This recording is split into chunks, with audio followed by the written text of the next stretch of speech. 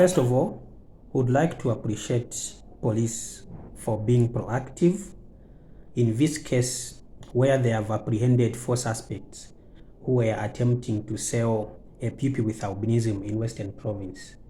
We are happy that police acted in good time and the suspects were apprehended before a life was lost. This is very commendable and we appreciate and we encourage police to continue handling such cases in such a manner. Now, people with albinism are targeted simply for their body parts because of misconceptions that their body parts or body parts of people with albinism can be used for rituals and to bring wealth and things like that. They are targeted and they are attacked. And in this case, we are seeing that children are not spared. Pupils, young boys and girls, including adults, are being targeted and attacked and killed for their body parts. It is also sad to note that such cases are involving close people to people with albinism. In this case, the suspects who were apprehended, some of them are teachers and others, people were close, like a matron at that school. Now, how can a pupil suspect a teacher of all things, of all people?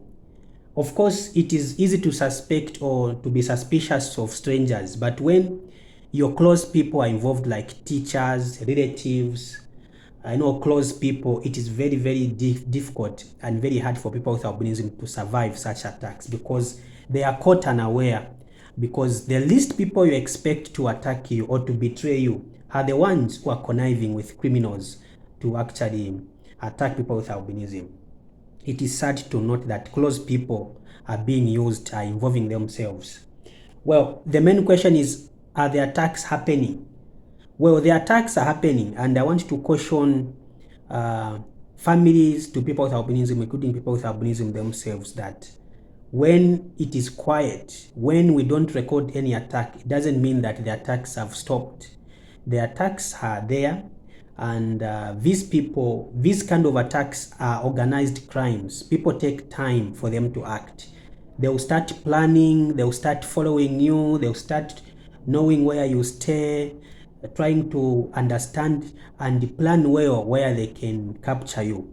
So my advice to the albinism community is that they should not relax just because you have not heard of any case and then you feel like, wow, the attacks have stopped. No, because these people are in the background working, planning. The people you are found with, you never know that they may be working against you and planning to set you up. And also the other reason is that the attacks people with albinism which they are facing, it's not only a Zambian problem, but it is also a regional problem. We have seen countries also being affected, like our neighboring countries.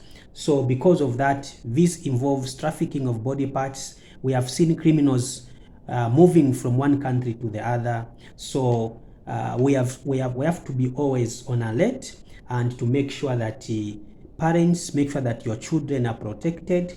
Also, people with albinism, I'm cautioning them to make sure that they take good care of themselves and make sure that they do the personal security in terms of checking whom they are found with, not moving alone at night, and doing all those preventive measures that you can do to protect yourself.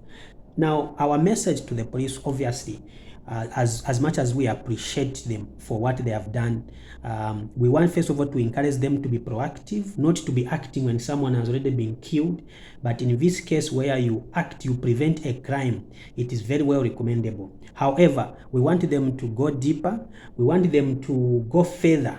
We want to know who this person was being sold to. Who is the person who was waiting to buy these people with albinism? So the apprehension must not just end at apprehending the suspects or the criminals who are doing the physical attack, but we want to go deeper.